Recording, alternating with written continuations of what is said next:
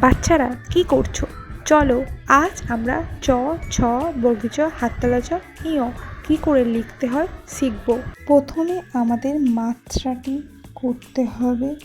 মাত্রাটি middle থেকে নিচে নামাতে হবে, দিয়ে একটু বাঁকিয়ে ঠেকিয়ে দিতে হবে। চ আমাদের লেখা হয়ে গেল, এবার আমরা চ লিখবো।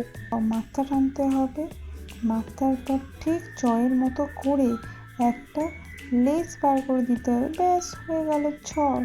বর্গীর জ, বর্গীর জ করতে গেলে ফার্স্টে একটা মাত্রা টানতে হবে, দিয়ে নিচে নামাতে হবে, দিয়ে একদম ঠেকে দিতে হবে মাত্রায়।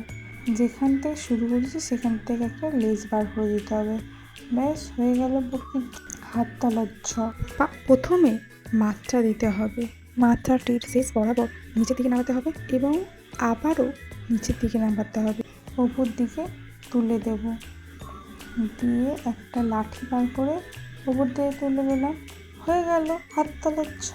আলম পাটি নিও, প্রথমে একটা শূন্য নিচের দিকে নামাবো, দিয়ে উপরের দিকে তুলে দেবো, তারপর ইয় পিঠে আমি যেরকমভাবে করছি সেরকমভাবে করে দাও, হয়ে গেল ইয়। বুঝতে পারলে তো? আজ এত অবধি।